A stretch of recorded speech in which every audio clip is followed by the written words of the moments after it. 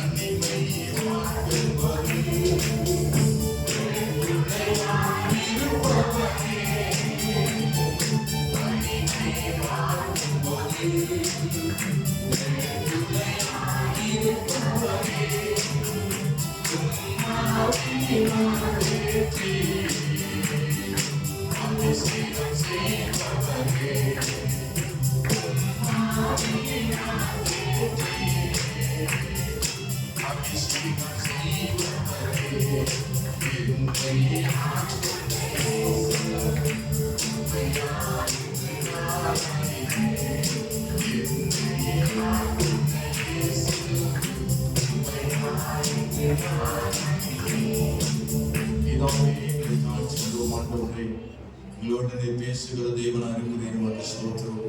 ஒவ்வொரு ஞாயிறுதோறும் எங்களோட பேசிக் கொண்டிருக்கிறேன். இந்த ஞாயிற்றுக்கிழமையிலும் கூட எங்களோட பேசும். நாங்களுடைய வார்த்தையை கேட்க நாங்கள் ஓடி வந்திருக்கிறோம். ஆண்டவர்களுடைய செவிகளை திறந்திருக்கிறோம். பரிசுத்த ஆவியான மூலமாக இந்த வார்த்தை வெளிப்பட நாங்கள் ஜெபப்படுகிறோம். இயேசு கிறிஸ்துவின் நாமத்தில் ஜெபிக்கிறோம் பிதாவே. ஆமென். ஹல்லேலூயா. நாம் எல்லாரும் உட்காருவோமா? சிறு பிள்ளைகள் அமைதியா இருக்கணும், வரிசை இருக்கணும். உங்க வரிசை சரியா தான் இருக்கா கவனிக்கிறீங்க. ஏதோ கூட்டமாக கக்கமாக தெரியுது வரிசை. இதெல்லாம் ஊட உடஞ்சிருக்கு, வாக்கியா உடஞ்சிருக்கு. இந்த சைட்ல இந்த பக்கம் ஓட்ட இங்கிட்ட ஒரு ஊட உடஞ்சிருக்குன்னு தெரியல. கொஞ்சம் முன்னாடி நடந்து வரீங்களா? பின்னாடி இருக்கிற கொஞ்சம் முன்னாடி நடந்து வரணும். முன்னாடி இருக்கு, பின்னாடி இருக்கிறவங்களும் முன்னாடி வரணும். 3 பேரா உட்காரலாம். 3 பேரா சேர்ந்துங்க. 2 பேரா தான் அதோட சேர்ந்துங்க லைன்ல. இது இப்போ நல்லா இருக்கா இருக்கு. அப்படி முன்னாடி கடந்து வாங்க, கொஞ்சம் நெருங்கி வாங்க.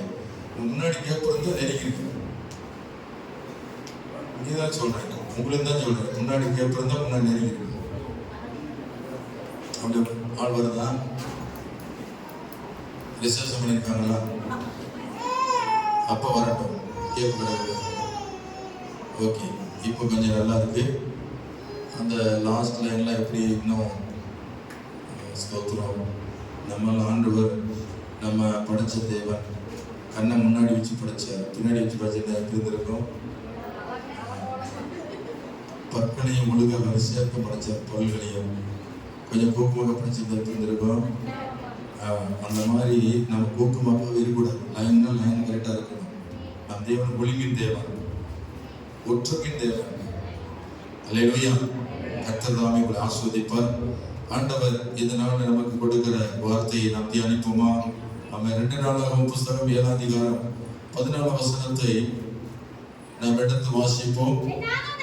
என் நாமம் தரிக்கப்பட்ட ஜனங்கள் தங்களை தாழ்த்தி ஜெபம் பண்ணி என் முகத்தை தேடி அவர்கள் பொல்லாத வழியில விட்டு திரும்பினார், அப்பொழுது பரலோகத்தில் இருக்கிற நான் கேட்டு அவர்கள் பாவத்தை மன்னித்து தேசத்தை சேவத்தை கொடுத்தேன்.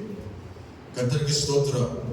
நாம் செழிப்பாய் வாழ, சுகமாய் வாழ ஆண்டவர் நமக்கு கொடுக்கிற வார்த்தைகளை நாம் தியானித்துக் கொண்டிருக்கிறோம். தேசம் செழிப்பாய் இருக்கணும், நம்ம குடும்பம் பலமாய் சுகமாய் வாழணும், ஆசீர்வாதமா இருக்கணும் என்பதற்காக ஆண்டவர் இந்த 2 நாளாக 7:14 கர்த்தர் நம்மோடு பேசுகிறார். கடந்த வாரத்தில் அவர் பேசினார், நீ நலமாய் சுகமாய் சேமமாய் இருக்கணும்னா உங்களை தாழ்த்த வேண்டும் என்று சொன்னார். என் நாமம் தரிக்கப்பட்ட ஜனங்கள் என்று சொன்னால் கிறிஸ்தவர்கள், ரட்சிக்கப்பட்டவர்கள், ஞானஸ்நானம் பெற்ற ஊழியர்கள் எல்லாருமே அப்படி நாமம் தரிக்கப்பட்டவர்கள். அவர்களுடைய வாழ்க்கையில ஒரு தாழ்மை இருக்க வேண்டும். அப்படி தாழ்மை இருக்கும் என்றால் அவர்கள் வாழ்க்கை வளமாய் இருக்கும், சுகமாய் இருப்பார்கள். அல்லேலூயா. அவருடைய பாவங்களை கர்த்தர் மன்னிக்கிறார் என்று பார்க்கிறோம். இரண்டாவது அதே வார்த்தைக்குள்ளே பார்க்கிறோம், கர்த்தர் ஸ்தோத்திரம், தாழ்த்தி ஜெபம் பண்ணி என்ற வார்த்தையை நாம் தியானிக்கிறோம். ஜெபிக்கிற பிள்ளைகளாக நாம் மாறணும். அல்லேலூயா. ஜெபம்தான் வாழ்க்கையை மாற்றும். இயேசு கிறிஸ்து இந்த உலகத்திலே அவர் ஜெபிக்கிறவராய் இருந்தார். ஜெபம் என்றால் என்ன? கர்த்தரோடு நெருங்கி பழகுவது. அல்லேலூயா. அவரோட பேசுவது. ஆண்டவர் நம்முடைய ஜெபத்தை கேட்கிறவர். ஜெபிக்கிற பிள்ளைகள் ஜெயிப்பார்கள். ஜெபிக்கிறவர்கள் உலகத்தை ஜெயிப்பார்கள். ஜெபிப்பவர்கள் பாவங்களை ஜெயிப்பார்கள். ஜெபிக்கிறவர்கள் சாட்சியா வாழ்வார்கள். அல்லேலூயா. அல்லேலூயா. கர்த்தருக்கு ஸ்தோத்திரம். எனக்கு ஆண்டவர் இயேசு கிறிஸ்து இந்த உலகத்துல 12 சீஷர்களை தெரிந்து கொண்டார். 12 சீஷர்களை தெரிந்து கொண்ட பொழுது முதலாவது ஆண்டவர் அவர்களுக்கு கற்றுக் கொடுத்த முதல் பாடம் ஜெபிக்க கற்றுக் கொடுத்தார். எப்படி ஜெபிக்க வேண்டும் என்று ஒரு மாதிரி அங்கே ஆண்டவர் வைத்தார். மத்திய 6 அதிகாரத்தில் போட்டிருக்கு, பரமண்டலங்கள் பிதாவே உம்முடைய நாமம் பரிசுத்தப்படுவதாக, உம்முடைய ராஜ்யம் வருவதாக, உம்முடைய சித்தம் பரமண்டலத்தில் செய்யப்படுவதாக பூமியிலையும் செய்யப்படுவதாக, எங்களுக்கு வேண்டிய ஆகாரத்தை எங்களுக்கு தாரும், எங்களுடைய கடனாளிகளுக்கு மன்னிக்கிறது போல எங்கள் கடன்களை எங்களுக்கு மன்னியும், எங்களை சூழ்நிலை பண்ணாமல் தீவிர எங்களை ரட்சித்துக் கொள்ளும், ராஜ்யமும் வல்லமையும் மகிமையும் என்னென்னைக்கு முடியவில்லை. ஆமென். உங்கள் ஜெபங்கள் இந்த மாதிரிக்குள்ளே அடங்கியிருக்க வேண்டும். நீங்கள் உபவாசித்து ஜெபிக்கலாம், நீங்கள் பல்வேறு காரியங்களை ஜெபிக்கலாம். ஆனால் இயேசு வைத்து போய்விட்டு போன அந்த மாதிரி ஜெபம், இதற்குள்ளேதான் நம்முடைய ஜெபம் உள்ளடக்கி இருக்க வேண்டும். மணிக்கணக்கா ஜெபம் பண்ணாலும் இந்த இயேசு கொடுத்த மாதிரிக்குள்ளதான் இருக்க வேண்டும். கர்த்தருக்கு ஸ்தோத்திரம். அல்லேலூயா. அல்லேலூயா. ஆண்டவருக்கு ஸ்தோத்திரம் உண்டாவதாக. இங்கே ஆண்டவர் ஜெபத்தை எப்படி செய்யணும்னு சொல்லி சீசலுக்கு கற்றுக் கொடுத்தது போல இயேசுவை ஏற்றுக்கொண்ட நீங்கள் ஒவ்வொருவரும் நீங்கள் ஜெபத்தின் மாதிரியை பின்பற்ற வேண்டும். இயேசு கிறிஸ்துவின் ஜெப வாழ்க்கையை பின்பற்ற வேண்டும். அவர் எப்படிலாம் ஜெபம் பண்ணினார், எங்கெல்லாம் ஜெபம் பண்ணார் பைபிள் எழுதப்பட்டிருக்கு. வண்ணாந்தரமான ஒரு இடத்துல போய் தனியாய் போய் என்ன செய்தார்? தனி ஜெபம் பண்ணினார். மலையில போய் மலை மேல் ஏறி ராம் முழுவதும் அவர் தூங்காமல் விழித்திருந்து அவர் குளிர ஜெபம் நடத்தினார். அல்லேலூயா. வண்ணாந்தரமான இடத்துக்கு எடுத்து போய் அவர் தன்னந்தனியாய் ஆண்டவர் உபவாசித்து ஜெபித்தார் என்று போட்டிருக்கு. அதே போல ஸ்தோத்திரம், கெத்செமனே தோட்டத்தில் ஜெபித்தார். சிலுவையில் தொங்கும் பொழுதும் அவர் ஜெபித்தார். ஆரம்பத்தில் ஜெபித்த ஆண்டவர் மரண பரியந்த ஜெபத்தை நிறுத்தவில்லை. ஆகவே விசுவாசம் இருக்கிற நீங்களானும் ஜெபத்தை நாம் நிறுத்த விடக்கூடாது. நாம் உயிருள்ள வரைக்கும் ஜெபங்கள் தான் அதிகமாய் செய்யணும். இந்த கடைசி நாட்களில் அநேக அதிகமாய் ஜெபித்தவர்கள் இன்னைக்கு ஜெபத்தை குறைத்துக் கொண்டார்கள். 3 நேரம் ஜெபிக்கிறவங்க இன்னைக்கு 1 நேரம் கணக்கு வந்து விட்டது. 1 நேரம் ஜெபிக்கிறவங்க ஒரு 10 நிமிஷம் ஜெபம் பண்ணி முடித்து விடுகிறார்கள். ஆரம்பத்தில் இருந்த அந்த ஜெப வாழ்க்கை இன்னைக்கு எவ்வளவு குறைந்து விட்டது. அதற்கு என்ன காரணம்? விசுவாச குறைவு. அல்லேலூயா. விசுவாசம் குறைய குறைய ஜெபமும் குறைந்து கொண்டுதான் போகிறது. அல்லேலூயா, அல்லேலூயா. இரண்டாவது காரணம், நம்முடைய வாழ்க்கை எல்லாமே தேவை சந்திக்கப்பட்டு விட்டது. இனி நாம் எதற்காக ஜெபிக்கணும்? நல்லா சாப்பிடுவோம், நல்ல உடை வாங்குவோம், நல்ல நகை வாங்குவோம், பணத்தை சேகரிப்போம், ஜாலியா தூங்குவோம்.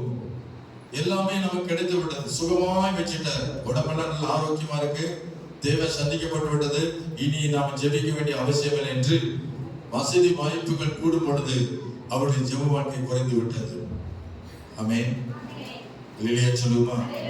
மூன்றாவது ஏன் ஜெப வாழ்க்கை குறைந்தது என்றால், வாழ்க்கையில் வந்த சோதனைகளும் உபத்திரவங்களும் அவர்கள் பிரச்சனைகளை சந்திக்கும் பொழுது ஜெபத்தை குறைந்து விட்டார்கள்.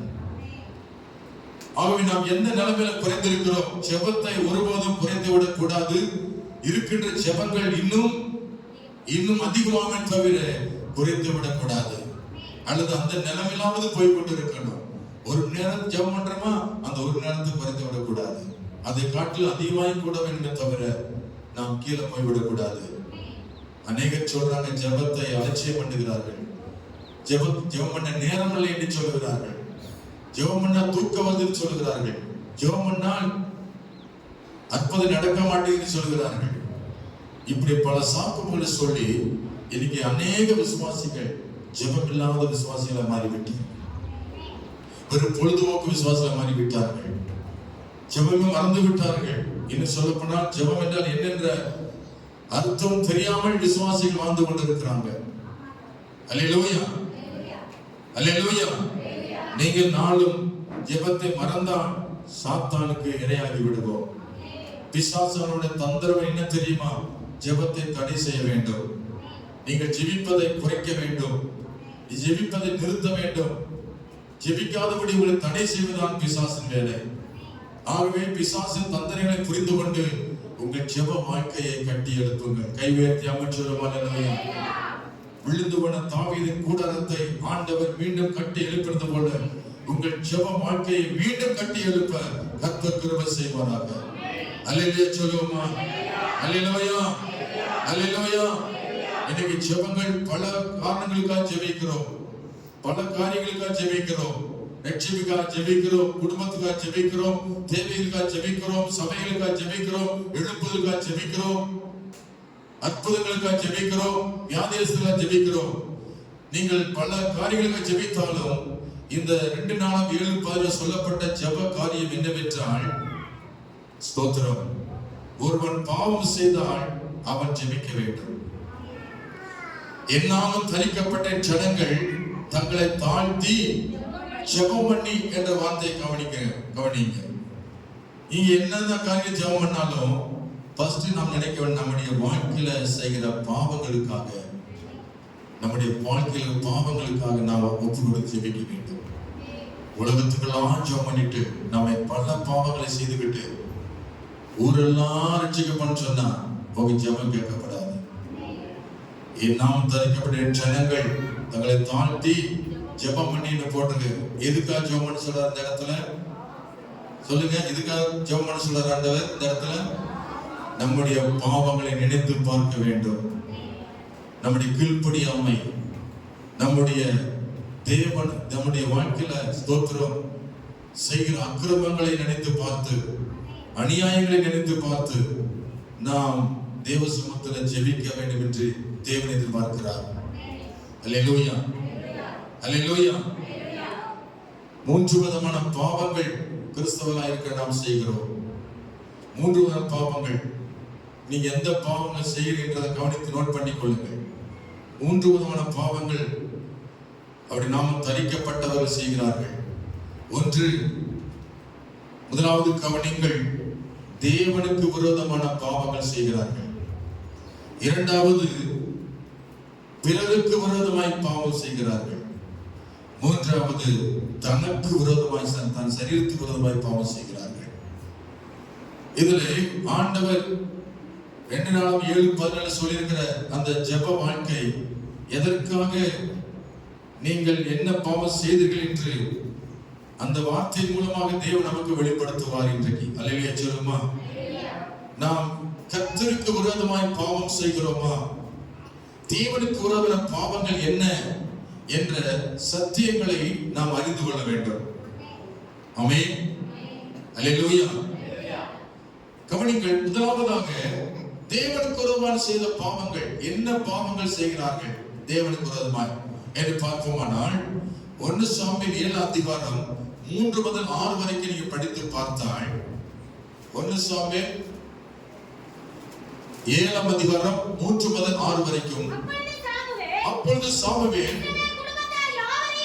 இஸ்ரவேல் குடும்பத்தார் யாவரையும் நோக்கி, நீங்கள் உங்கள் முழு இதயத்தோடும் கர்த்தருக்கு திரும்புவீர்களானால் அந்நிய தேவர்களையும் அஸ்தரத்தையும் உங்கள் நடுவிலிருந்து விலக்கி உங்கள் இருதயத்தை கர்த்தருக்கு நேராக்கி அவர் ஒருவருக்கு ஆராதனை செய்யுங்கள். அப்பொழுது அவர் உங்களை பெலிஸ்தருடைய கைக்கு நீங்களாக்கி விடுவார் என்றார். அப்பொழுது இஸ்ரவேல் புத்திரர் பாகால்களையும் அஸ்தரத்தையும் விலக்கிவிட்டு கர்த்தர் ஒருவருக்கு ஆராதனை செய்தார்கள். பின்பு சாமுவேல், நான் உங்களுக்காக கர்த்தரை மன்றாடும்படிக்கு இஸ்ரவேல் எல்லாரையும் மிஸ்பாவிலே கூட்டுங்கள் என்றார். அவர்கள் அப்படியே மிஸ்பாவிலே கூடி வந்து போதும் வாசிக்க அதை தொடர்ந்து தண்ணீர் கொண்டு கர்த்தருடைய சந்நிதியில் ஊற்றி அன்றைய தினம் உபவாசம் பண்ணி கர்த்தருக்கு விரோதமாய் பாவம் செய்தோம் என்று அங்கே சொன்னார்கள். மிஸ்பாவிலே சாமுவேல் இஸ்ரவேல் நியாயம் விசாரித்துக் கொண்டிருந்தார். என்ன சொன்னாங்க? கர்த்தருக்கு விரோதமாய் பாவம் செய்தோம் என்றார்கள். எதற்காக சொன்னாங்க? கர்த்தரை விட்டுவிட்டு அவர்கள் அந்நிய தேவர்களை அவர்கள் நமஸ்கரித்ததனால தேவன் அவளை விட்டு விட்டார். அல்லேலூயா. கர்த்தரை விட்டுவிட்டு தாம் உண்டாக்கின தேவனை விட்டு மறந்து விட்டு இன்னைக்கு அநேக கிறிஸ்தவர்கள் அப்படி நாமம் தரிக்கப்பட்டவர்கள் அப்படி நாமத்தை மறுதலித்து விட்டு வெளியேற்றப்படுகிறார்கள். அவர்கள் தேவனுக்கு ஒருவாய் பாவம் செய்யும்படிக்கு அப்படி தேவனை விட்டு விலகி ஓடுகிறார்கள். ஆகவே தேவனுக்கு அவர்கள் கணக்கு ஒப்புவிப்பார்கள். கர்த்தரை விட்டு தூரமாய் போகிறதற்கு கர்த்தரிடத்தில் என்ன அநியாயத்தை கண்டார்கள் என்று வேதம் சொல்லுகிறது. ஆமென். எரேமியா 2 அதிகாரத்துல வாசிக்கிறோம். எரேமியா 2 அதிகாரத்துல 8 வசனமோ, என்னை விட்டு தூரப்பட்டு மாயை பின்பற்றி வீணராய் போவதற்கு என்னிடத்தில் என்ன அநியாயத்தை கண்டார்கள். இஸ்ரவேல் ஜனங்களை கர்த்தர் நடத்தி வந்தார். எகிப்தின் தேசத்தில் அடிமையாயிருந்து அவர்களை நேசித்து அவளுக்காய் அற்புதத்தை செய்து அவரே தேவன் என்பதை அவளுக்கு வெளிப்படுத்தி அவரை பின்பற்றி வர மோசே ஆரோனை அனுப்பி அவளை வெளியே கொண்டு வந்தார். ஆனால் இந்த ஜனங்கள் பாலும் தேனும் ஓடுகிற தேசத்துல பிரவேசித்த போது அவர்கள் தேவனை விட்டு விட்டார்கள். தன்னை நடத்தி வந்த தேவனை மறந்து விட்டார்கள். நடத்தி வராத அந்நிய தேவர்களை என்ன செய்தார்களா? சேவித்து அந்த அந்நிய தேவருக்கு ஆராதனை செய்தார்கள். இதனால் தேவன் கோபப்பட்டார், அவர் துக்கம் அடைந்தார். பிரியமானவர்களே, கிறிஸ்தவர்கள் செய்கிற பாவம் என்னவென்றால் கர்த்தரை ஏற்றுக்கொண்ட பிற்பாடு நீங்கள் வேறொரு இடத்துக்கு போகக்கூடாது. கை வைத்து அமைச்சர் சொல்லும் அல்லேலூயா. நானே உன் தேவனாகிய கர்த்தர், என்னை ஏற்றி உனக்கு சொன்னாரா? அந்த சத்தியத்தை நீங்கள் பெற்றிருந்தால் நல்லது. கர்த்தர் உங்களை ஆசீர்வதிப்பார். அவரை ஏற்றுக்கொண்டுட்டு அவரை விட்டு விலகும் பொழுதுதான் அவருக்கு விரோதமாய் பாவம் செய்கிறோம். கை உயர்த்தி அமைச்சர் அல்லேலூயா. அவை மரண பரியந்தம் அவருடைய பிள்ளையா இருக்க உங்களை ஒப்புக் கொடுங்கள். அவருடைய நாமத்தை ஏற்றுக்கொண்ட உங்களை கர்த்தர் ஆசீர்வதிப்பார். ஹல்லேலூயா, ஹல்லேலூயா. இரண்டாவது பாவம், கர்த்தருக்கு விரோதமான பாவம் என்ன என்று வேதம் என்ன சொல்லுகிறது? யாத்திராகமம் 31 அதிகாரம் 13 முதல் 15 வரைக்கும் கர்த்தருக்கு விரோதமான பாவம் எது என்று நாம் பார்ப்போமானால், ஸ்தோத்திரம், யாத்திராகமம் 31 அதிகாரம் 13 முதல் 15. இஸ்ரவேல் புத்திரர்களுக்கு நீங்கள் என் ஓய்வு நாட்களை ஆசரிக்க வேண்டும். உங்களை பரிசுத்தப்படுத்துகிற கர்த்தர் நான் என்பதை நீங்கள் அறியும்படி இது உங்கள் தலைமுறைதோறும் எனக்கும் உங்களுக்கும் அடையாளமாக இருக்கும் என்று கர்த்தர் சொன்னார். ஆகிய ஓய்வு நாளை ஆசரிப்பீர்களாக, அது உங்களுக்கு பரிசுத்தமானது. அதை பரிசுத்த குலைச்சலாக்குகிறவன் கொலை உண்ண கடவன். அதில் வேலை செய்கிற எந்த ஆத்துமாவும் தன் ஜனத்தின் நடுவில் இராதபடிக்கு அறுப்புண்டு போவான். 6 நாள் வேலை செய். 6 நாளும் வேலை செய்யலாம், 7ஆம் நாளோ வேலை ஒளிந்திருக்கும் நாள். அந்த நாளில் யாதொரு வேலையும் செய்யாதே, அது கர்த்தருக்கு பரிசுத்தமானது. ஓய்வு நாளில் வேலை செய்கிறவன் எவனும் கொலை செய்யப்பட வேண்டும். போட்டிருக்கான் இருக்கா இல்லையா? அப்ப சர்ச்சைக்கு வராதவங்களுக்கு என்னது? ஆராதனை விட்டு விட்டவங்களுக்கு என்னது? கொலைதான். ஸ்தோத்திரம். கர்த்தரை விட்டு ஆராதனை செய்வதை விட்டு ஞாயிற்றுக்கிழமையில ஸ்தோத்திரம் கர்த்தரை மறந்து விட்டு வேலை செய்கிறவர்களுக்கு என்ன சொல்றாரு ஆண்டவர்? அப்ப அவருக்கு விரோதமான பாவம் தானே. ஆராதனை விட்டு விட்டால் கர்த்தருக்கு விரோதமான பாவமா இருக்கிறது. ஞாயிற்றுக்கிழமை கூடி வருவது எதற்காக? கர்த்தருக்காக. ஆமென் சொல்லுமா? அவருடைய காரியத்துக்கு நாம் துரோகம் பண்ணக்கூடாது. அவர் நியமித்த அந்த ஞாயிற்றுக்கிழமைக்கு விரோதமாய் விசுவாசி செயல்படக்கூடாது. கைவைத்தி ஆமென் சொல்லுமா? அவங்க மட்டுமல்ல, வேலைக்காரர்களும் வேலைக்காரிகளும் அவங்க வீட்டுல யாதொரு வேலை செய்தாலும் அவங்களுக்கு யாதொரு வேலை கொடுக்க கூடாது. இன்னைக்கு ஞாயிற்றுக்கிழமை சர்ச்சைக்கு ஏன் வரல? எனக்கு வேலை இருக்குன்றாங்க. அப்ப அது கர்த்தருக்கு விரோதமான பாவம் என்று வேதம் எழுதியிருக்கிறது. ஞாயிற்றுக்கிழமையில தேவனை ஆராதிக்க விட்டு நீங்கள் சொந்த மதில் நேசித்து எனக்கு வேலை தான் முக்கியம் என்று சொல்லிக் கொண்டு போகிறவர்கள் அறுப்புண்டு போவார்கள் போட்டிருக்கு, அல்லது கொலை செய்யப்படுகிற வருவாங்க போட்டிருக்கு. இந்த வார்த்தை சத்தியம் உள்ளது என்பதை நீங்கள் ஒத்துக்கொள்ள வேண்டும். அல்லேலூயா. யாத்திரை 55:2 அதே வார்த்தை சொல்லுது. 35:2 யாத்திரை 35:2 பார்க்கிறோம். அது நீ 6 நாள் வேலை செய்யலாம், 7 நாள் உங்களுக்கு பரிசுத்த நாளா இருப்பதாக. அது கர்த்தருக்கு ஓய்ந்திருக்கு ஓய்வு நாள். அதை வேலை செய்கிறவன் எவனும் கொலை செய்யப்பட கடவன். அப்ப இது அக்கிரம செயல்றார் ஆண்டவர். கிறிஸ்தவர்களே, ஊழியர்களே, கர்த்தருடைய ஆராதனை விட்டு ஞாயிற்றுக்கிழமை தேவனை துதிப்பதையும் ஆராதிப்பதை விட்டு வேறு ஏதாவது ஒரு வேலை செய்வீரானால் அது தேவனுக்கு விரோதமான பாவம் என்று எழுதியிருக்கிறது. நியாயப்பிரமாணத்தை மீறுவது பாவம் என்று எழுதியிருக்கிறது. ஆக கர்த்தருடைய வார்த்தை அசட்டை பண்ணிட்டு எனக்கு வேலை முக்கியம் என்று வேலைக்கு அடிமைப்பட்டு போகிறவர்கள் கர்த்தருக்கு விரோதமாய் பாவம் செய்கிறார்கள். கைவேத்தியாம சொல்லும் அல்லேலூயா. அந்த பாவத்தை சுமந்து கொண்டு தெரிவார்கள். ஆகவே தேவனுடைய பிள்ளைகள் ஒரு ஞாயிற்றுக்கிழமை மிஸ் ஆனால் உங்கள் பாவங்களுக்காக தேவனிடத்தில் ஜெபம் பண்ணணும். ஆமென் சொல்லும் அல்லேலூயா. இந்த ஞாயிற்றுக்கிழமை வரலையா, ஆண்டவரே இந்த ஞாயிற்றுக்கிழமை வரவா வந்து பாவம் செய்து விட்டேன், உமக்கு விரோதமாய் நான் துரோகம் பண்ணி விட்டேன், இந்த பாவத்தை மன்னித்து அடுத்து வரும் ஞாயிற்றுக்கிழமையில நான் சரியானபடி உம்முடைய ஆலயத்துக்கு வருவேன் ஆண்டவரே. இது உண்மையான ஒரு விசுவாசி தேவ சமூகத்தில் ஜெபிக்க வேண்டும்.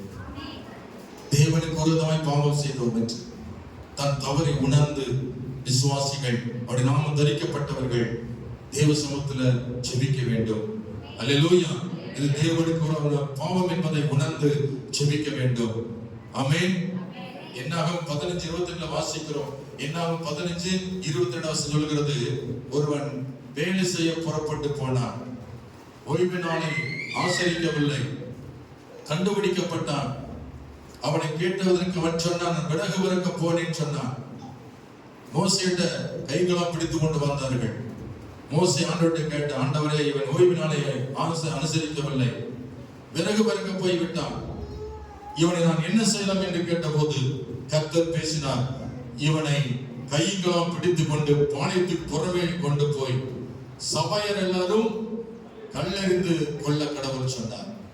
அப்படியே அந்த விறகு விறக்க போனவனை பாளையத்து புறமே தள்ளி கல்லெறிந்து கொண்டவர்கள். அவன் செத்தான் என்று வேதம் சொல்லுகிறது. அவன் தேவனுக்கு உரமாய் பாவம் செய்கிறவன் சாவான் என்று எழுதப்பட்டிருக்கிறது. கை வேந்தி அமைச்சொல்லும் அல்லேலூயா. அல்லேலூயா. அவன் ஆராதனை விட்டு விடுகிறவன், ஞாயிற்றுக்கிழமை சபையை விட்டு விடுகிறவன் பாவம் செய்கிறான். அவன் தேவனுக்கு துரோகம் செய்கிறான். அந்த பாவத்தை அவன் சுமந்து கொண்டு அலைகிறான் என்று வேதம் சொல்லுகிறது. இதற்காக ஜெபிக்க வேண்டும். உபாகம் 5:12 வாசிக்கிறோம். 6 நாள் வேலை செய். உபாகம் 5:12 போட்டிருக்கு, கர்த்தர் உனக்கு கட்டளையிட்டபடியே ஓய்வு நாளை பரிசுத்தமாய் ஆசரிப்பாயாக. 6 நாள் நீ வேலை செய்யலாம், உன் கிரியையெல்லாம் நடிப்பாயாக. 7ஆம் நாளோ உன் தேவனை கர்த்தருடைய ஓய்வு நாள். அது நீ ஆனாலும், உன் குமாரனானாலும், உன் குமாரத்தி ஆனாலும், வேலைக்காரனாலும் வேலைக்காரி ஆனாலும், உன் எருதானாலும், உன் கழுதையானாலும், மாடானாலும், உங்க ஆடானாலும் யாதொரு வேலையும் செய்யவன் என்பது தேவனுடைய கட்டளை. கைவேற்றி அமைச்சரும் அல்லேலூயா. இந்த கட்டளை மீறுகிறவன் பாவியாய் இருக்கிறான், பாவத்தை சுமக்கிறான். ஆராதனைக்கு போகாமல் எனக்கு வேலைதான் பெருசு சொல்லுகிறவன் பாவியாய் இருக்கிறான். கர்த்தருக்கு துரோகம் செய்கிறான், கர்த்தருக்கு விரோதமாய் பாவம் செய்கிறான். கர்த்தர் அவனிடத்தில் விசாரிக்கிறார். அல்லேலூயா, அல்லேலூயா. மூன்றாவது காரியம் என்ன சொல்லு, வாசித்து பாருங்கள். மூன்றாம் நேரம் இல்லை, நேரமாய் போயிடுச்சு, வேகம் போயிடுச்சு. கர்த்தருக்கு ஸ்தோத்திரம். மத்தேயு 25 அதிகாரத்துல 10 முதல் 12 வரைக்கும் வாசிக்கிறோம். சரியான நேரத்துல வராதது, சரியான நேரத்துக்கு வரலன்னா அதுக்கு பேர் என்ன சொல்லுங்க? அது பாவமா பாவம் இல்லையா? சரியான நேரத்துக்கு வராவிட்டாலே பாவம் என்றுதான் நாம் சொல்ல வேண்டும். ஆறாவது நேரத்தில் இல்ல, தேவனை துதிக்கும் பொழுது, ஆராதிக்கும் போது, பணி செலுத்தும் போது நீங்க இல்லைன்னு சொல்லும் போது அது நீங்கள் தாமதமாய் வருவது அது தேவனுக்கு துக்கத்தை உண்டாக்குறது. சரியான நேரத்துக்கு வராவிட்டால் என்ன சம்பவிக்கும் வேதம் சொல்லுது. சரியான நேரத்துக்கு வராவிட்டால் என்ன சம்பவிக்கும்? மத்தேயு 25 அதிகாரத்துல 10-12 வாசிக்கிறோம். மணவாளன் வந்து விட்டார், ஆயத்தமாக இருந்தவர்கள் அவரோடு கூட கல்யாண வீட்டுக்குள் பிரவேசித்தார்கள். கதவும் அடைக்கப்பட்டது. பின்பு மற்ற கன்னிகள் வந்து ஆண்டவரே ஆண்டவரை எங்களுக்கு திறக்க வேண்டும் என்றார்கள். அதற்கு அவர், உங்களை அறியேன் என்று மெய்யா உங்களுக்கு சொல்லுகிறேன். நீ யார்? எனக்கு யாரை பார்த்து சொல்றாரு? லேட்டா வந்தவங்கள, லேட்டா வந்தவங்க பார்த்து என்ன சொல்றாரு? அவங்களும் இயேசுவை தெரியும். கர்த்தாவே கர்த்தாவே கதவை திறன்னு சொல்லி கேட்டாங்க. கதவு அடைக்கப்பட்டது. திறன்னு சொல்லி லேட்டா வந்தவங்க திறன்னு சொன்னாங்க. ஆனால் ஆண்டவர் என்ன செய்யல? திறக்கல. நீ யார் எனக்கு? அப்ப லேட்டா வரவங்க கடைசியில இயேசு வரையிலும் அப்படி லேட்டா இருக்கும்போது கர்த்தர் அவர் கைவிடுவார். தாமதமாய் வருவதை தவிர்த்து விடுங்கள். நீ லேட்டா வருவது தேவனுக்கு விரோதமான பாவம். ஆமென். அல்லேலூயா சொல்லுமா? அல்லேலூயா. அந்த பாவத்தை நீங்க சுமக்க வேண்டாம். சரியான நேரத்துல, பலி செலுத்தும் நேரத்துல, ஆறாவது நேரத்துல நீங்கள் ஒன்று கூடி கர்த்தரை துதிக்க ஓடி வாருங்கள். அல்லேலூயா, அல்லேலூயா, ஸ்தோத்திரம்.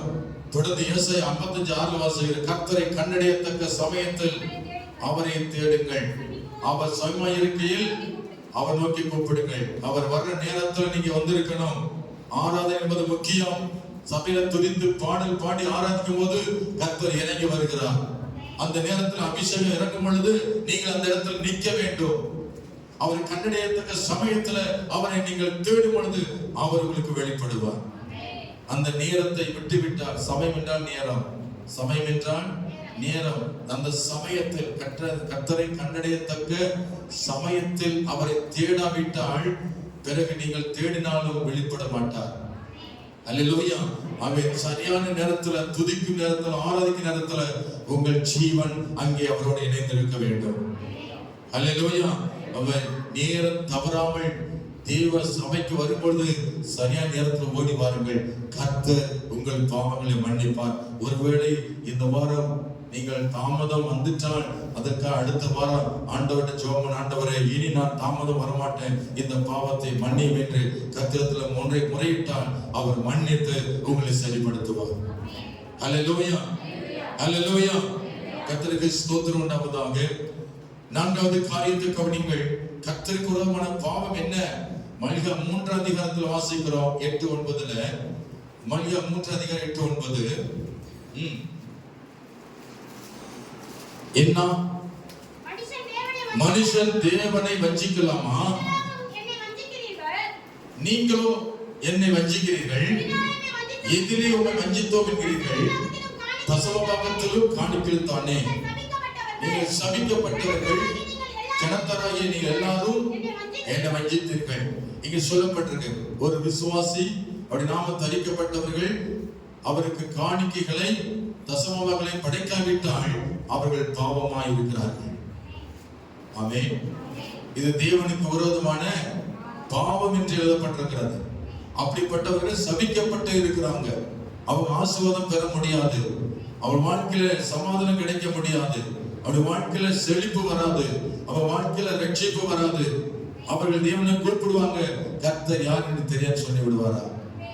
கர்த்தர் கொடுத்த வருமானத்துல நான் கர்த்தர் நினைச்சு பார்த்து இந்த 10 ஒரு பங்கு தேவனுக்கு நீங்கள் உண்மையாய் படைக்காவிட்டால் நாம் பாவம் செய்கிறோம், அவருக்கு விரோதமாய் பாவம் செய்கிறோம். கர்த்தருக்கு ஸ்தோத்திரம். இது சத்தியம் நமக்கு சொல்லுகிறது. ஆமென். 9வது வசனம் சொல்லுகிறது, மனுஷன் தேவனை வஞ்சிக்கலாமா? நீங்களோ என்னை வஞ்சித்தீர்கள். எதிலே வஞ்சித்தோம் என்கிறீர்கள்? தசபாகத்திலும் காணிக்கிறதானே என்று தேவன் உங்களுக்கு கணக்கு கேட்கிறார். இந்த கணக்குல நீங்க சரியால்லாவிட்டா நீங்கள் பாவி என்று தேவன் நியமித்து விடுகிறார். நீங்க வசனத்தை கேட்கவில்லை, நீங்கள் தேவனுக்கு உண்மையாக நடக்கவில்லை. ஆக இந்த பாவத்தை சுமக்கிறவங்க ஒரு நாளும் சமாதானமாய் சுகமாய் செழிப்பா வாழ முடியாது. ஹல்லேலூயா. நீங்க சுகமாய் வாழணும், நீங்க செழிப்பா வாழணும், நீங்க சமாதானம் வாழணும்னு சொன்னா தசமபாகத்தை தேவனுக்கு உண்மையாய் படைக்கணும். நிறைய பேர் சொல்றாங்க தசமபாகத்தை படைக்க முடியல, அப்படின்னா சாப்பிடக்கூடாது. இருக்கீங்களா? தசமபாகத்தை படைக்க முடியாதவங்க என்ன செய்யக்கூடாது? எப்படி சாப்பிடுறீங்க? எப்படி சாப்பிடுறீங்க? பட்னியா வரீங்களா? ஒவ்வொரு பட்னியா போட்டாரு. அட்லீஸ்ட் அரிசி வாங்குவீங்க இல்லையா? அது இல்லாம என்ன செய்யணும்? அரிசி வாங்க கொடுப்பாங்கல்ல, 1000 ரூபாய் கொடுப்பாங்கல்ல, அதுல எடுக்க முடியுமா முடியாதா? நீங்க சாப்பிட போறீங்கல்ல, அரிசி மூட்டை வாங்கி அந்த 1000 ரூபாயில அந்த 100 ரூபாய் என்ன செய்யணும்? கர்த்தருக்கு அதுல ஒதுக்கலாமே. அப்ப மொத்தமா என்னால முடியலன்னு சொன்னா பொய் தானே சொல்றோம். என்னால முடியல, குழம்புக்கு சாமான் வாங்க போறோம், அதுக்கெல்லாம் காசு கிடைச்சிருது இல்லையா? அது நம்ம நினைச்சு பார்க்கணும்ல. அதுல ஒரு 100 ரூபாய் குழம்புக்கு சாமான் வாங்க போறீங்க இல்லையா? மெடிக்கலுக்கு போறோம், 1000 ரூபாய் கொடுத்து மருந்து வாங்க போறீங்கல்ல, அந்த 1000 ரூபாயில 100 ரூபாய் எடுக்க முடியலையா? உங்க தேவைக்கு மட்டும் பணம் ஆண்டவர் கொடுக்குறாருல்ல, அப்ப அதுல இருந்து ஒரு கொஞ்சத்துல உண்மையா இருக்க வேண்டாமா? 1000 ரூபாய் கொடுக்க முடியல, அட்லீஸ்ட் 100 ரூபாயாவது கத்துக்கான எனக்கு 1000 ரூபாய் கிடைச்சு அது 100 ரூபாய் கத்துறக்குரியதுன்னு சொல்லி ஒரு விசுவாசிக்கு அடையாளம் தானே. ஒண்ணுமே இல்லைன்னா அப்ப உங்க வாழ்க்கையில ஆண்டுடைய பாவத்தை சுமக்கிறீங்க. இது பாவம், இது சாபம். சபிக்கப்பட்டவர்களே சொல்றாரு. அப்படிப்பட்டவர்கள் சபிக்கப்பட்டவர்கள் தான் அவளால் கொடுக்க முடியாது, சபிக்கப்பட்டவர்கள் என்று போட்டு. அதனால நீங்க உங்க வாழ்க்கையை ஆராய்ச்சி பாருங்க. கர்த்தர் உங்களுக்கு கொடுத்ததுனால தான் உயிரோடு இருக்கிறோம். அவர் கொடுத்ததுனால அவருக்கு நாம் கொடுக்கிறோம். அவர் கொடுத்து நிறுத்தி விட்டால் நான் பட்னியா இருந்து செத்து போவேன். ஆமென் சொல்லுவாங்க. அவர் நமக்கு கொடுத்ததுனால தான் உயிரோடு இருக்கிறோம். எத்தனை விசுவாசிக்கிறீங்க? அப்ப அவர் கொடுத்ததுனால கர்த்தர் கேட்கிறார், ஆண்டவர் நான் உனக்கு கொடுத்தனே, அதுல என்ன கொஞ்சம் நினைச்சு பார்த்தேன்றார் இல்லையா? கர்த்தருடைய ஊழியத்திற்காக, ஒரு சபைக்காக நம்முடைய பணம் போனோம் அல்லவா? இந்த சபையில கர்த்தர் நம்ம ஆசிர்வதிச்சிருக்கிறாரு, சோம் கொடுத்திருக்கிறாரு, சபான் கொடுத்திருக்காரு. அதற்கு என்னுடைய கடமை, தேவனுடைய நீதி நான் செய்யணுமே. அதுக்கு நான் சாப்பிட்டு போக சொல்லி பொய் சொல்லி நான் தப்பித்துக் கொண்டால் கடைசியில் நாம் சபிக்கப்பட்டவர்களே மாறி விடுவோமே. அப்படி வாழ்க்கை சுகம் இருக்காது, சமாதானம் இருக்காது. நினைச்சு பாருங்க. இதுல மிஸ்டேக் பண்ற, ஒரு மாதம் மிஸ்டேக் பண்ணிட்டீங்கன்னா அடுத்த மாதம் ஆண்டவரே இந்த தப்பை நான் பண்ண மாட்டேன், எனக்கு நீ கொடுத்ததுல கொஞ்சம் கொடுத்தாலும் சரி அதுல உண்மையான நடப்பேன்னு சொல்லி நீங்கள் உங்கள் செய்த பாவத்துக்காக நீங்கள் ஜெபம் பண்ணா கர்த்தர் அடுத்த மாதம் உங்களை சரிப்படுத்தி கொடுக்க வைப்பார். எத்தனை விசுவாசிகள் இல்லையா? கொஞ்சத்துல உண்மையா வைப்பார் ஆண்டவர். ஒரு சகோதரன் தசமம் கொடுக்க முடியல, அதுக்கு நம்ம பாஸ்டர்மா சொன்னாங்க, உங்க பேர்ல நான் போடுறேன், நீங்க போடாதீங்க பிரதர், உங்க பேர் எழுதி, ஏன்னா சற்று நீங்க விசுவாசம் இருக்கீங்க, ஆஸ்வதிக்கப்பட்டவங்க, நீங்க போடாம இருக்கலாமா, உங்க பேர்ல நான் 100 ரூபாய் எழுதி உங்க பேர் எழுதி போட போறேன்னு சொன்னது. அப்புறம் இல்ல பாஸ்டர்மா நானே போட ஆரம்பிச்சாரு. 100 ரூபாய் போட்டாரு, 150 ஆரம்பிச்சாரு, இப்ப 500 ரூபாய்க்கு நிக்கிறாரு. பெரிய பாத்தீங்களா? அப்ப அவங்களுக்கு ஆண்டு கிரியை செய்ய ஆரம்பிக்கிறாரு. அல்லேலூயா. நான் அப்படித்தான் நினைக்கிறேன். நீங்க தகுதியா இருக்கணும். நீங்க ஒரு வளர்ந்தவங்க, ஒரு சபையில் வளர்ந்துருக்கீங்க, இந்த சபையை தாங்குறவங்க, பொருளாதாரத்தை தாங்குறவங்க, கர்த்தரை மேம்படுத்துறவங்க. நான் என்னால முடியாதுன்னு சொல்லக்கூடாது. தலையிலே சொல்லுமா, என்னால முடியும், என்னால கொஞ்சம் கூட கொடுக்க முடியும். அதிகமா கொடுத்தா அதிகமா கொடுக்குறேன், கொஞ்சமா கொடுக்குறாரு கொஞ்சத்துல உண்மையா இருந்தா அநேகத்துல உங்களை அதிகாரம் மாற்றி சொன்னார் ஆண்டவர். ஆகவே நீங்கள் ஊழியக்காரர் நினைச்சு வேண்டாம், கர்த்தர் நினைச்சு கர்த்தருக்கு உண்மையா நடக்க. இதுல ஒரு மாதம் நீ தசமா கொடுக்கலைன்னா நீங்கள் ஒரு பாவியா மாறிவிடக்கூடாது. அதுக்காக தேவ சமத்துல கண்ணீரோட ஒப்புக்கொடு, ஆண்டவரே இந்த பாவத்தை நான் சொல்லக்கூடாது, நான் தசமாத்து உண்மையா படைப்பேன் சொல்லி கர்த்தர் வைத்து அல்லேலூயா சொல்லுமா. அதற்காக ஜெபம்னா வருந்தி கண்ணீரோடு ஜெபிக்கணும். எதனால அதை தரித்திரம் உங்க கொடுக்க முடியாத ஒரு பாவியம் மாறிவிட்டனே என்று சொல்லி அந்த பாவத்தை உணர்ந்து அவருடைய சமூகத்துல ஜெபம் பண்ணுங்க. கொடுக்க தகுதிப்படுத்துவார். எத்தனை விசுவாசிகள் அல்லேலூயா. வீண் செலவை தடுத்து நிறுத்துவார். அற்புதம் நடக்கும். உங்க கையில பல லட்சங்களை கொடுப்பார். நிச்சயம் உங்களை கர்த்தர் ஆசீர்வதிப்பார். அல்லேலூயா சொல்லுவோமா. அல்லேலூயா அல்லேலூயா. அப்போஸ்தலர் நடவடிக்கைகள் 5ஆம் அதிகாரத்தில் வாசிக்கிறோம். கர்த்தருக்கு கொடுப்பதில் ஒரு பங்கு வஞ்சித்து வைத்தார்களா. அனனியா சப்பீராள் கர்த்தருடைய பாதத்துல ஸ்தோத்திரம் தன் நிலத்தின் கரையத்தை கொண்டு வந்து வைத்தார்களாம். அதுல ஒரு பங்கு ஒழித்து வஞ்சித்து மறைத்து வைத்து மீதியுள்ள பகுதியை கொடுத்தாங்களாம். பேதுரு அவனை பார்த்து கேட்ட கேள்வி, இவ்வளவு தானா வெற்றி என்று கேட்டவர். அவனை சொன்னான், அனனியா சொன்னான், இவ்வளவு தான் விற்றோம் என்று சொன்னான். பேதுரு சொன்னான், தேவனிடத்துல பொய் சொல்றதுக்கு வாசித்து பாத்தீங்களா? நீ மனுஷத்துல தேவனிடத்துல பொய் சொன்ன என்று பேதுரு அவனை கடிந்து கொண்டார். ஆகவே இந்த வார்த்தை கேட்ட உடனே பேதுரு அந்த வார்த்தை சொன்ன போது அனனியா என்ன செய்தான்? விழுந்து ஜீவனை விட்டான் போட்டிருக்கு. அவ தேவனை வஞ்சித்தாலே, தேவனுக்கு துரோகம் செய்தாலே அது பாவம். அந்த பாவத்து சம்பளம் மரணம் என்று எழுதப்பட்டிருக்கிறது. ஆகவே நியாய பிரமாணத்தை நாம் மீறக்கூடாது. கர்த்தருடைய வார்த்தைக்கு நாம் செவி சாய்க்க வேண்டும்.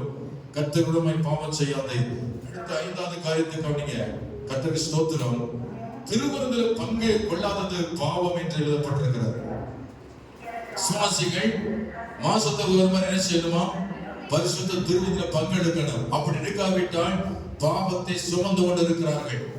அநேக ஞானசாரம் எடுத்து திருவந்துக்கு அவங்க ஒளிஞ்சுக்கிறாங்க, மறைஞ்சுக்கிறாங்க. அதனால என்ன பிரயோஜனம்? பாவத்தை சுமந்து கொண்டு இருக்கிறீங்க. இங்க சொல்லப்பட்டிருக்கிறது யோவான் 6 அதிகாரம் 53 வசனம் சொல்லுகிறது. யோவான் 6:53 வசனம்.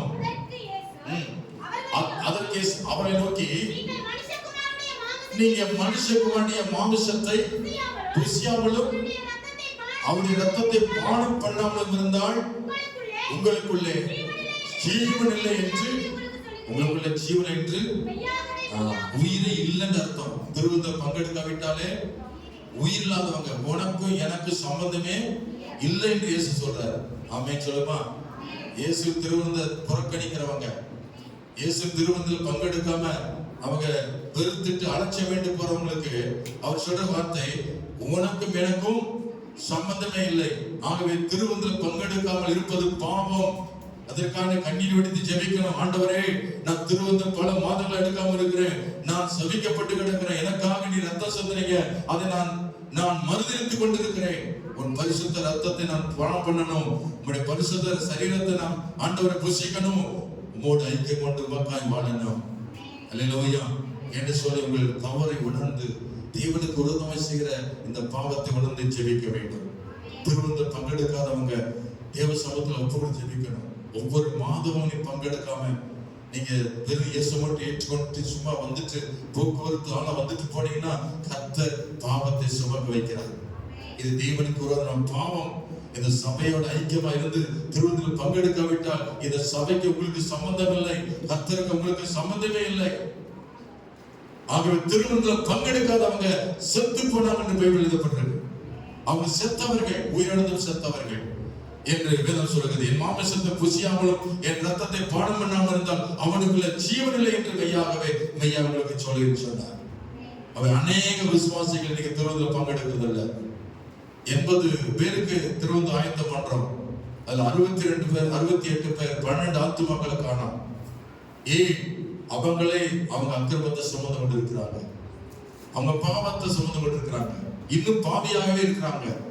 பரிசுத்த திருவிழாவில் பங்கெடுக்காம தகுதி இல்லாம இருக்காங்க, ஞானசாரம் எடுத்து பாவியா இருக்காங்க. அதை என்னாம தரிக்கப்பட்ட என் ஜனங்கள் இன்னும் பாவத்தில் இருக்கிறாங்களே என்று கர்த்தர் சொல்லுகிறார். நீங்க செழிப்போட வாழணும், சுகமா இருக்கணும், திருவிழாவில் பங்கெடுங்கள். கர்த்தர் உங்களோட ஐக்கியமாக இருப்பார். அல்லேலூயா. 6வது காரியம் சொல்லிட்டு நான் கடந்து போறேன். மத்தேயு 3:10 வாசிக்கிறோம். ஆமென். அவருடைய ஜனங்கள் என்ன செய்ய வேண்டும் என்று சொல்லிருக்கிறது. இப்பொழுது கோடாரியானது மரங்களின் மேலே வைக்கப்பட்டிருக்கிறது. ஆகையால் நல்ல கனி கொடாத மரம் எல்லாம் வெட்டுண்டு அக்கில போடப்படும். கனி கொடுக்காத மரமாய் இருப்பீர்களானால் அது கர்த்தருக்கு விரோதமான பாவம். இயேசு நம்மை மரமாய் நாட்டிருக்காருன்னா எனக்கு எதுக்காக? கனி கொடுக்கத்தான். நீங்க இயேசு ஏற்றுக்கொண்டீங்க, இன்னொரு ஆத்துமா உங்களை நிமித்தம் இயேசு ஏற்றுக்கொண்டு வரணும், மனம் திருமணம். இயேசு சொல்றாரு, மனந்தவளுக்கு ஏற்ற கனியை கொடுங்கள். உங்கள் நிமித்தம் அநேகர் மனம் திருமணம், நீங்களும் பரலோகத்துக்கு வரணும். உங்கள் நிமித்தம் இன்னொரு ஆத்மாவும் பரலோகத்துக்கு வரணும். கனி கொடாவிட்டால் நீங்கள் கோடாரிக்கு இடையாவீர்கள் தோற்றும்.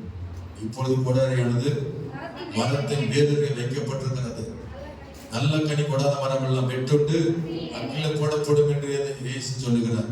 ஆகவே ஆத்தும ஆதாயம் செய்யாதவர்கள் தேவனுக்கு விரோதமாய் பாவம் செய்கிறார்கள்.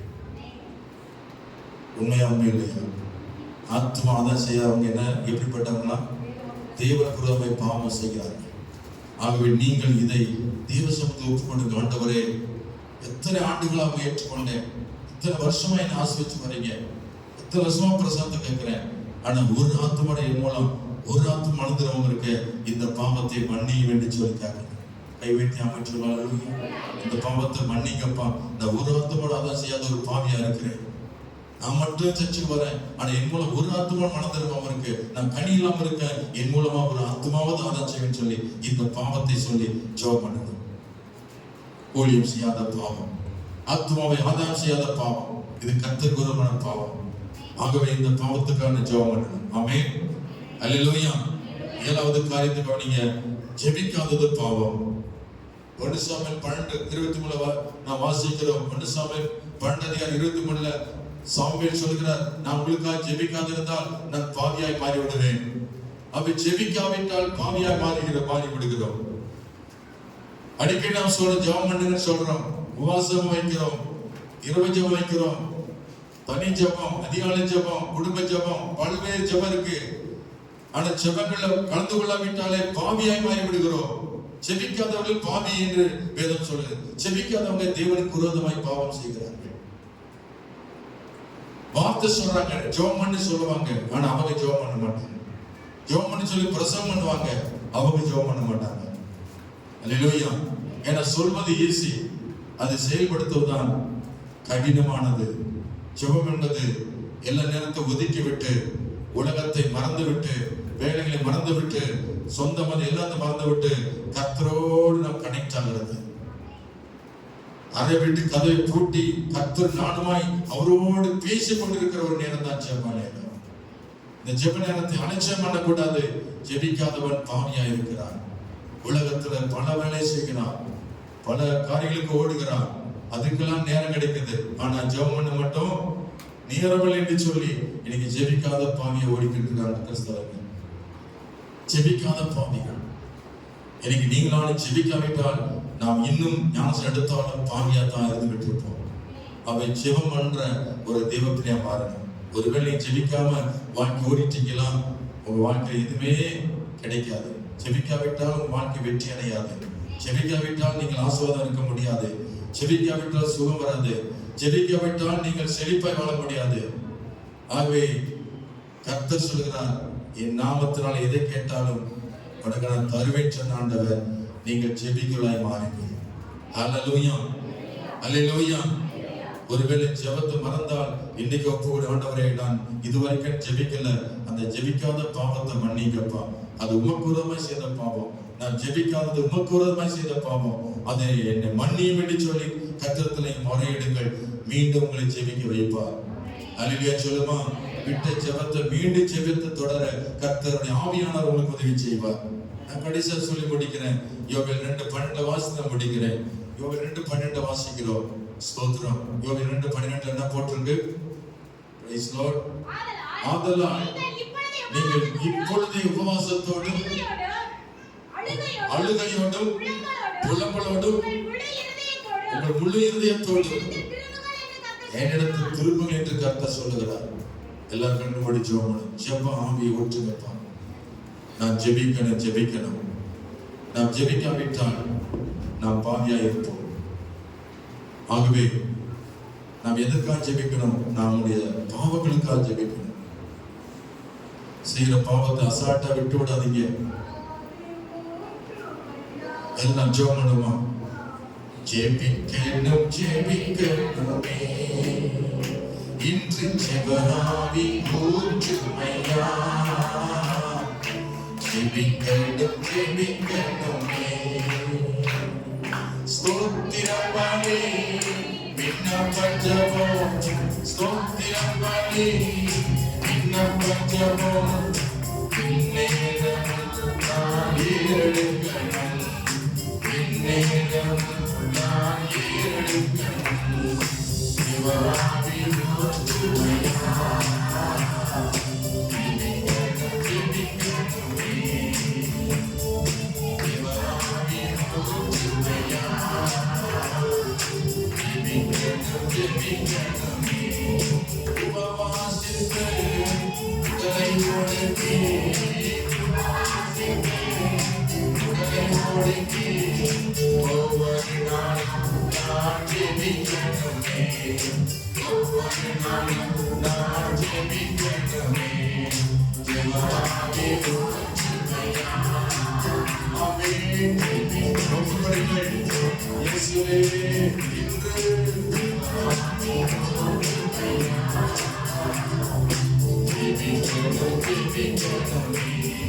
பிறப்பின் வாசலில் ஏற்படமே, ஏற்படமே, தேசத்து நான் கதறணுமே, தேசத்து நான் கதறணுமே. சிவராவி ஊற்றுமையா, ஜெபிக்கணும் ஜெபிக்கணுமே, இன்று சிவராவி. ஹல்லேலூயா ஹல்லேலூயா. ஜெபிக்கணும் ஜெபிக்கணுமே, முழங்கால்கள் முழங்கணுமே, முழங்கணுமே, கண்கள் எல்லாம் உள்ளமாகணும், என் கண்கள் எல்லாம் உள்ளமாகணும். சிவராவி ஊற்றுமையா, ஜெபிக்கணும் ஜெபிக்கணுமே, சிவராவி ஊற்றுமையா, ஜெபிக்கணும் ஜெபிக்கணுமே. பாணியன் போல ஒன்று வேளையோ,